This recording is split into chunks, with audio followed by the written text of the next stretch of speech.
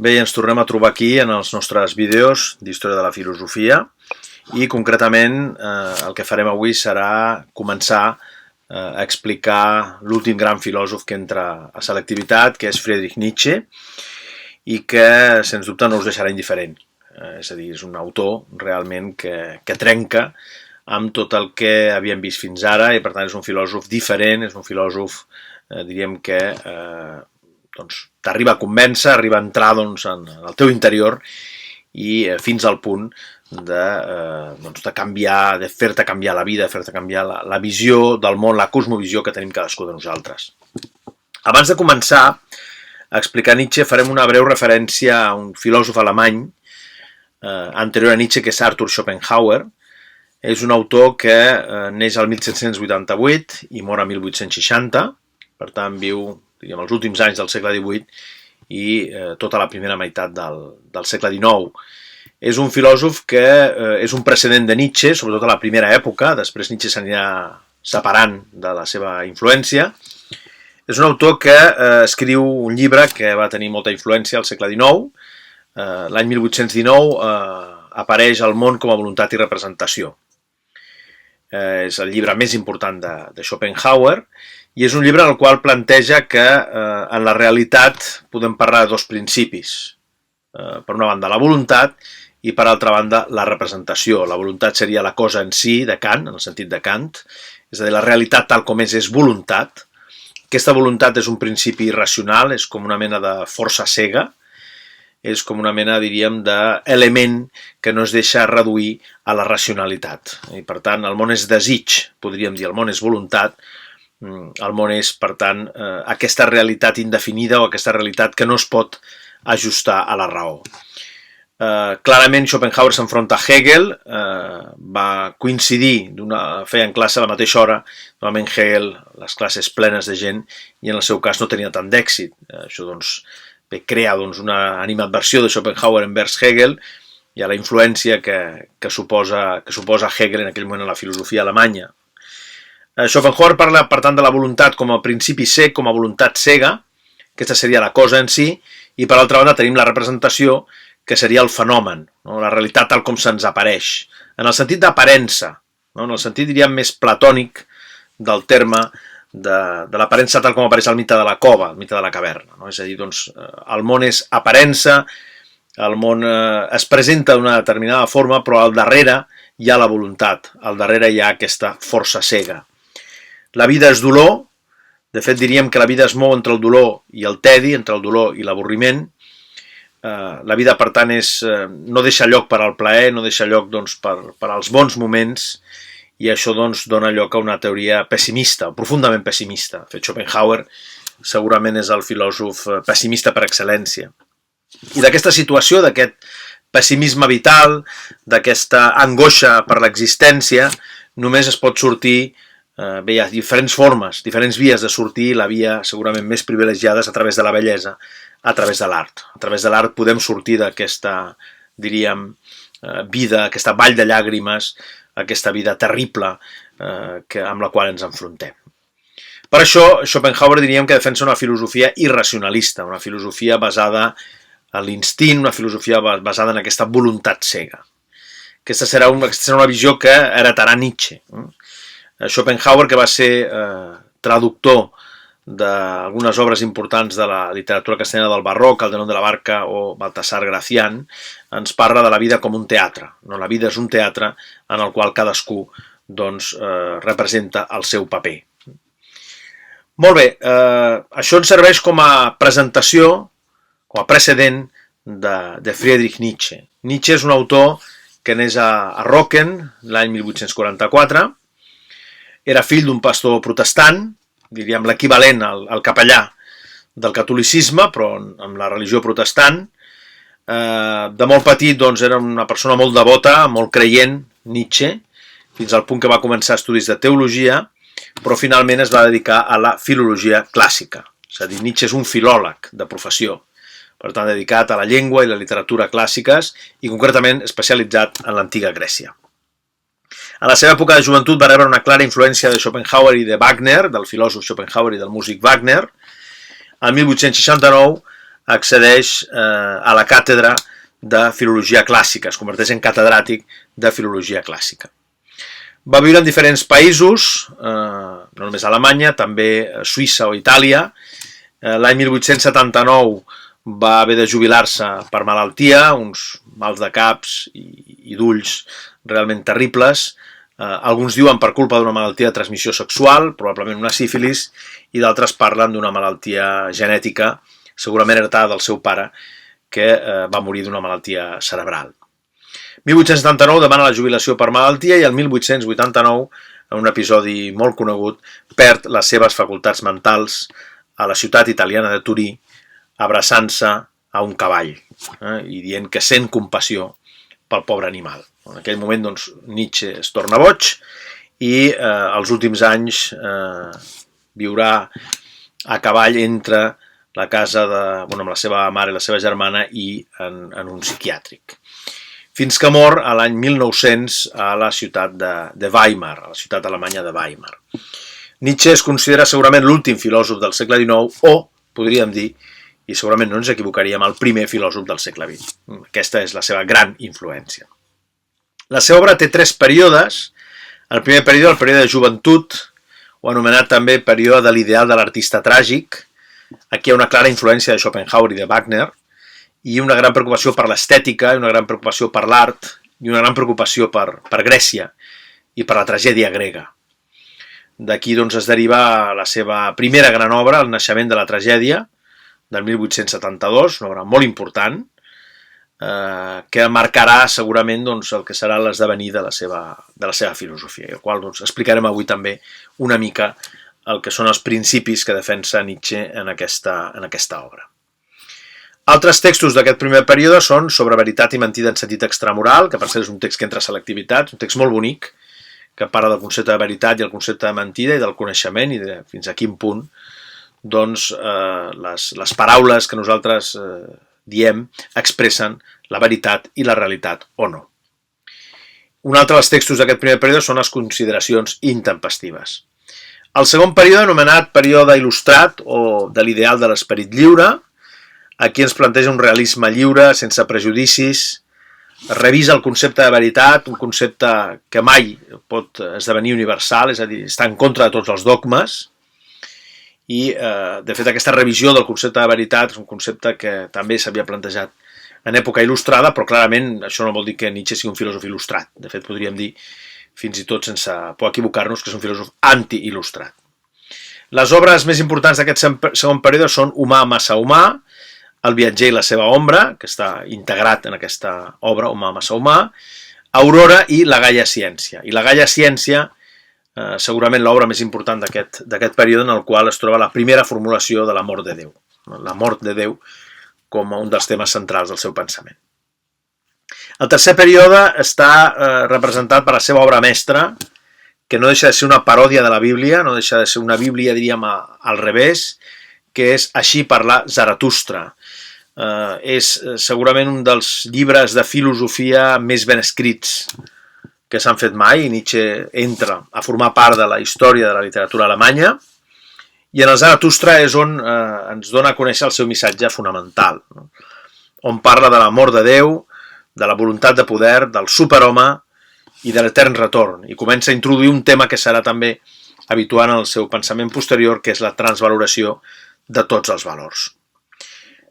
Aquest període, evidentment, doncs, està encapçalat per el Zaratustra, però també doncs, podríem incloure altres obres com Més enllà del bé i del mal, La genealogia de la moral, El capvespre dels ídols, L'anticrist, Ecce Homo, i després tenim, diríem, un últim període o un quart període, que seria el període dels fragments pòstums o de la voluntat de poder, que havia de ser la seva obra mestra, però està clar que en aquell moment perd les seves facultats mentals i no ho pot arribar a culminar. Per tant, bàsicament parlem de 3 grans períodes, però doncs, també amb un últim, diríem, subperíode, que seria aquest període dels fragments pòstums de la voluntat de poder. L'última obra publicada va ser Ecce Homo, que és una obra en la qual analitza les seves obres anteriors i és una obra també en la qual ell doncs, és especialment provocatiu en les seves afirmacions, De fet, els capítols es titulen Per què sóc tan savi, per què sóc tan intel·ligent i per què escric llibres tan bons. Després analitza les seves obres i al final, l'últim capítol, Per què sóc un destí. Aquesta seria una mica l'última obra publicada de Nietzsche, del 1888, i després ja el 1889 es torna boig per les seves facultats mentals i llavors ja no tenim cap més obra d'aquest autor. Nietzsche es considera un dels tres mestres de la sospita, juntament amb Marx i amb Freud. El filòsof Paul Ricoeur va fer aquesta afirmació, bàsicament perquè és un dels tres autors que posa en dubte la civilització occidental. Marx ho fa des del punt de vista sociopolític i Freud ho fa des del punt de vista psicològic. I en el cas de Nietzsche ho fa des del punt de vista dels valors. És a dir, Nietzsche és el gran crític de la civilització occidental des de Sòcrates.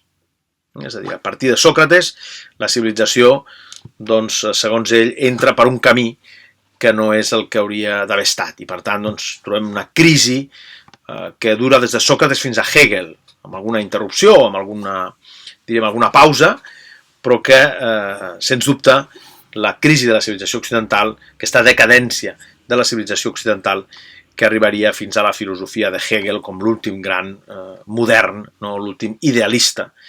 Sabem que Nietzsche és un gran crític de l'idealisme i també un gran crític del platonisme. De fet, es diu que Nietzsche subverteix el platonisme. La filosofia de Nietzsche, bàsicament, és una filosofia que se centra en els valors. Per tant, la moral, el tema ètic, serà un tema realment molt, molt rellevant dintre de la seva filosofia. No és un filòsof que es quedi en la crítica, és a dir, que merament critiqui el que seria la filosofia anterior o la cosmovisió anterior, la forma d'entendre el món del pensament anterior. També cal dir que és un gran admirador d'alguns presocràtics, entre ells Heràclit, és a dir, que diríem que la filosofia presocràtica té aspectes molt positius, però que a partir de Sòcrates-Plató doncs, entra en franca decadència. Llavors Nietzsche no es queda en una mera crítica, sinó que planteja una filosofia alternativa. Una filosofia que és asistemàtica, una filosofia en la qual les paraules perden el seu sentit lògic, una filosofia que ell utilitza amb un llenguatge que és l'arma per replantejar-ho tot. Els grans temes de la història del pensament, l'ésser humà, la creença de l'ésser humà en un ésser superior, per tant la creença en Déu, els valors, la veritat, la realitat, fins i tot alguns aspectes sociopolítics, tot i que el tema polític no és un tema que sigui central dintre del pensament de Nietzsche, però alguns autors han volgut també veure doncs, un cert aspecte polític dintre de la seva filosofia. És a dir, el llenguatge es converteix en una arma per replantejar-ho tot. I com ho fa ell? Doncs a través d'un llenguatge directe, d'un llenguatge fins i tot agressiu. No diria violent, però sí agressiu. És a dir, és un llenguatge que interpel·la contínuament el lector i el fa prendre partit. No? El fa que ell doncs, adopti una posició, no? I que se n'adoni que realment el que està plantejant en Nietzsche és cert. Ell proposa la llibertat absoluta de l'artista. És a dir, aquí ja no estem parlant del filòsof acadèmic tipus Kant, sinó que estem parlant de l'artista. L'artista que té doncs, un saber diferent, un saber especial i que pensa de forma autònoma, de forma lliure, sense cap dogma i sense cap obstacle. Per això ell pensa sense el sistema. Les seves frases són frases, diríem, que estan deslligades de la lògica, sovint. De vegades diu una cosa i després diu la seva contrària. Per tant, és un pensar sense el sistema, que podríem dir també que és un pensar contra el sistema. I quan diem contra el sistema, estem parlant de contra la filosofia, tal com s'havia plantejat fins a la seva època. A ell no li interessa la possessió de la veritat, sinó el que li interessa és el sentit o valor de cada afirmació. Per tant, l'important és el perspectivisme, la perspectiva des de la qual tractem la realitat, més que no pas la veritat en si mateixa. És a dir, cadascú és un punt de vista, cadascú és una perspectiva, i per això ell diu que l'important no és la veritat, sinó el sentit o valor de cada afirmació. Normalment tenim la mania de posar etiquetes als filòsofs, diem que Descartes és racionalista, diem que Hume és empirista, diem que Kant és criticista. diem que Hegel és idealista.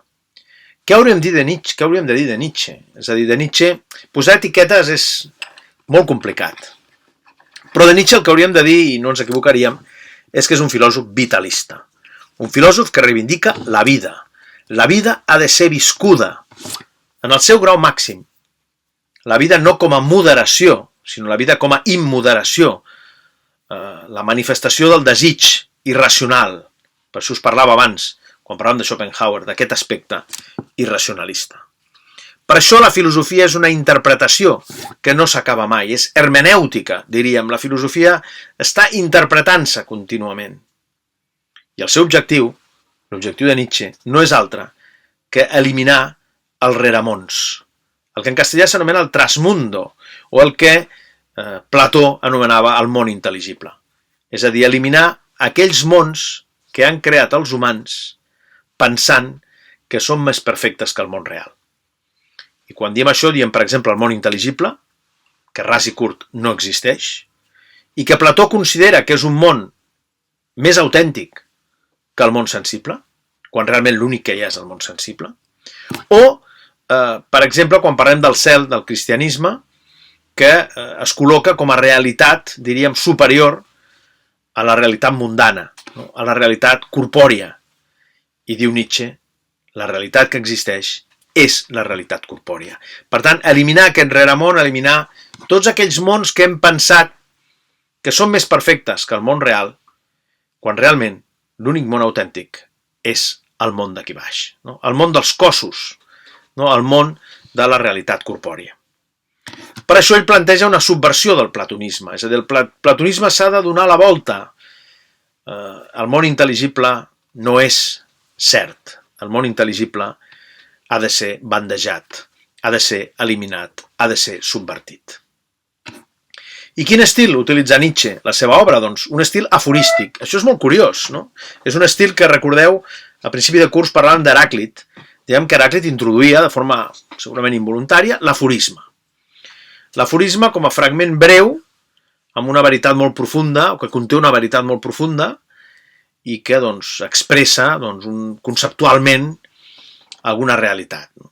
Doncs Nietzsche utilitza l'aforisme. L'aforisme, alguns diuen, és un estil o un subgènere literari que ell fa servir per una qüestió de salut, perquè li costava molt mantenir, diríem, l'atenció en un tema concret, i per tant doncs, les frases sovint són frases breus o pensaments breus, a diferència de Kant, per exemple, que són pensaments molt més elaborats i molt més desenvolupats, però també l'aforisme com la forma d'agafar al vol una veritat o d'agafar al vol una idea. El mateix Gilles Deleuze, que és un autor del segle XX, deia que Nietzsche, el seu objectiu era subvertir el platonisme. Per tant, donar la volta al platonisme i demostrar que totes aquelles afirmacions que s'havien fet sobre el món intel·ligible doncs eren falses. I per últim farem una referència breu al Naixement de la tragèdia, que és la seva primera gran obra. El Naixement de la tragèdia és un llibre que jo recomano, és un llibre extraordinari, com de fet la majoria dels llibres de Nietzsche, però és un llibre diferent a la resta.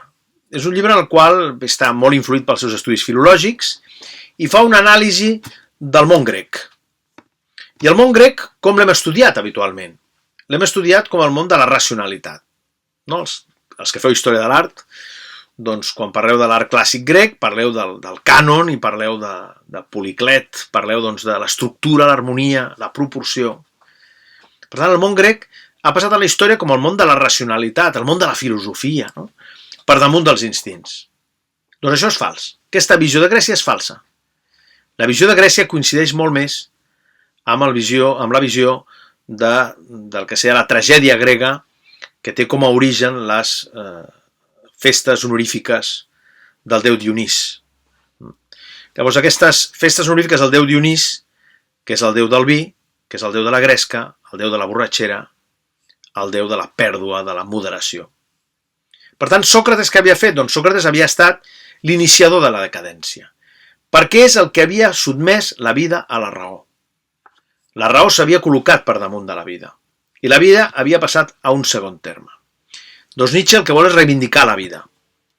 I per això diu que la realitat estaria formada per dos elements. Un element apol·lini, corresponent al déu Apolo, i un element dionisíac corresponent al déu Dionís.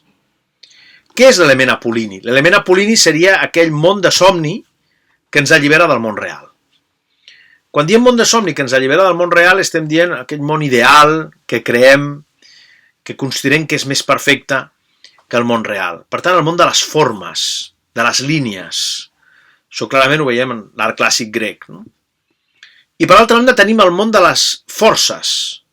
El fons de la realitat seria l'element dionisíac, propi del déu Dionís, el que seria en època romana el déu Bacus, que és el déu del vi, de la festa, de l'orgia, de la borratxera, del sexe, etc etc. Per tant, de la pèrdua de les proporcions i de la pèrdua del seny i de la pèrdua de la moderació. Per això ell fa una reivindicació de la vida com un valor i aquest valor que és la vida implicarà doncs, la inversió de tots els valors occidentals, de tots els valors que havien constituït la civilització occidental. Per això aquesta oposició entre element apol·lini i element dionisíac serà una oposició que es veurà també en el món de l'art. No només és una qüestió a nivell de la realitat o de la natura, fins i tot, sinó també una oposició a nivell artístic. Per exemple, el Renaixement clarament és apol·lini, les línies perfectes, no? L'harmonia, la proporció, la simetria. En canvi, el barroc seria clarament dionisíac, perquè apareix el moviment, es perden una mica les proporcions i els cossos ja doncs, han perdut aquesta línia perfecta en la qual s'havien tancat durant el Renaixement. I qui parla de Renaixement i barroc doncs parla de l'art clàssic grec i de l'art arcaic. L'art arcaic segurament és molt més dionisíac que l'art clàssic. No? O parlar doncs, per exemple, del surrealisme, que clarament seria dionisíac, el cubisme, que tindria una estructura més apol·línia. Allò que és més racional és apol·lini i allò que és més instintiu seria allò que és dionisíac. Per tant, aquesta oposició que trobem a la natura o que trobem a la realitat i que trobem fins i tot en l'ésser humà, hi ha gent apol·línia, gent més racional, gent més instintiva, és una oposició en la qual se centrarà tota la seva obra posterior. Per tant, a partir d'aquesta distinció entre element apol·lini i element dionisíac, començarà Nietzsche a construir el seu pensament, la seva filosofia, a partir de dos conceptes que tractarem en el vídeo següent, que seran el nihilisme i la mort de Déu. I a partir d'aquí, el camí cap al superhome a través de la voluntat de poder.